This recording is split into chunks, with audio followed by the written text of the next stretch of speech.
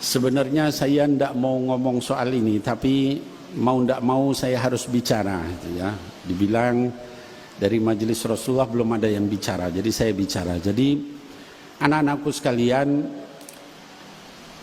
ada seorang ulama besar yang hidup lebih kurang sekitar 1000 tahun yang lalu, yaitu Al-Imam Ahmad bin Isa, atau dikenal dengan Al-Imam Ahmad Al-Muhajir, atau dikenal dengan Al-Muhajir ilallah. Beliau itu lahir sekitar tahun 260 atau 265 Hijrah dan wafat sekitar tahun 345 Hijrah. Kalau sekarang 1445 berarti sudah lebih dari 1000 tahun yang lalu. Akhlak ulama 1000 tahun yang lalu itu jauh dengan orang-orang saat ini. Ibadah mereka, waraknya mereka, zuhudnya mereka, khusyuknya mereka, takutnya mereka sama Allah Subhanahu wa ta'ala itu jauh-jauh dengan apa yang kita alami saat ini di zaman ini. Jauh sekali. Al-Imam Ahmad bin Isa itu adalah keturunan keempat dari Al-Imam Ja'far As-Sadiq rahimahullah ta'ala anhu. Ya, jadi Ahmad Al-Muhajir bin Isa Ar-Rumi bin Muhammad Al-Bagir bin Ja'far As-Sadiq.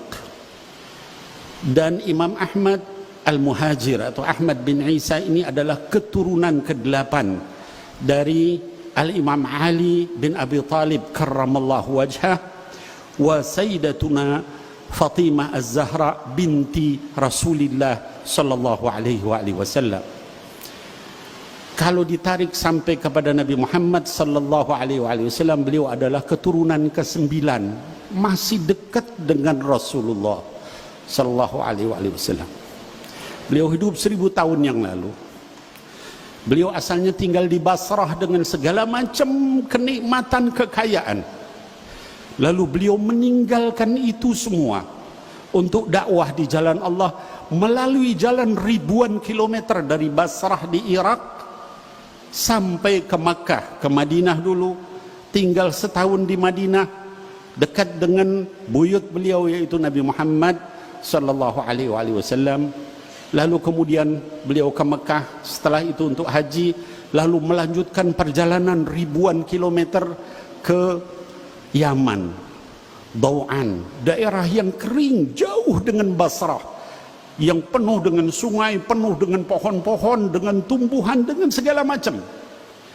Meninggalkan harta begitu banyak, kebesaran, kekuasaan dan sebagainya yang beliau miliki hanya untuk dakwah di jalan Allah di negeri yang penuh dengan tandus kering di Hadramut, di Yaman bagian selatan. Al-Imam Ahmad rahimahullahu ta'ala punya anak namanya Sayyidina Ubaidillah bin Ahmad bin Isa. Sayyidina Ubaidillah punya anak namanya Alwi bin Ubaidillah bin Ahmad bin Isa. Sayyidina Ubaidillah ini menurunkan banyak sekali aulia dan ulama. Salah satunya adalah Al-Imam Umar bin Abdurrahman Al-Attas yang ratibnya dibaca hampir di seluruh dunia. Orang membaca Ratibul Attas itu adalah keturunan dari Al-Imam Ahmad Al-Muhajir rahimahullah ta'ala anhu. Kemudian juga ada Al-Imam Abdullah bin Alawi Al-Haddad yang kitabnya Nasaihud Diniyah wal Wasaya Imaniyah, Adab Suluk Al-Murid dipelajari di seluruh pesantren, bukan hanya di Indonesia, sampai ke berbagai negara. Ulama-ulama besar. Kemudian dari para ulama-ulama besar ini, nasabnya diakui oleh juga ulama-ulama besar. Sekali berimam Al-Imam Ibnu Hajar Al-Haytami, ahli fikih, ahli hadith, ahli tazkiyatun nafas, fatwanya dipegang di dalam madhab Imam Syafi'i. yang mensahihkan nasab dari Al-Imam Ubaidillah bin Ahmad Al-Muhajir yang anaknya adalah Alwi. Itu disahihkan nasabnya oleh Imam Ibn Hajar Al-Haytami, disahihkan juga oleh Al-Hafiz As-Sakhawi. Al-Hafiz As-Sakhawi ini adalah ahli hadis. Kalau kita di sekarang orang dibilang hafiz hadis, paling hafiz berapa hadis? Antum ada yang hafiz 10 hadis, 20 hadis, mungkin 40 hadis, Al-Arba'in An-Nawawi. InsyaAllah kalau di majelis Rasulullah sudah hafal semua Al-Arba'in An-Nawawi, insyaAllah. Amin. 40 hadis, Riyadhus Salihin mungkin antum hafal. Al-Hafiz As-Sakhawi ini hafal lebih dari 100.000 hadis berikut sanad dan matannya di luar kepala. Kalau kita nyebut hadis itu, misalnya Sayyidina Umar ibn al-Khattab, an Umar ibn al-Khattab radhiyallahu an Rasulillah sallallahu alaihi wasallam qala innamal a'mal binniyat. Kita begitu kalau nyebut hadis. Atau an Ibni Abbasin radhiyallahu anhuma an Rasulillah sallallahu alaihi wasallam, ya, Nabi Muhammad sallallahu alaihi wasallam bersabda dari Ibnu Abbas menyatakan ihfadillah yahfadka, ihfadillah tajid tujahak, dan seterusnya. Itu cara kita ngapal hadis. Kalau ulama-ulama yang disebut hafidz hadis itu membacanya an fulan an fulan an fulan an fulan an fulan an fulan an Rasulillah sallallahu alaihi wasallam. Lebih dari 100.000 hadis berikut sanad dan matannya. Sekali itu mensahihkan nasab Ba'alawi. Masih banyak lagi.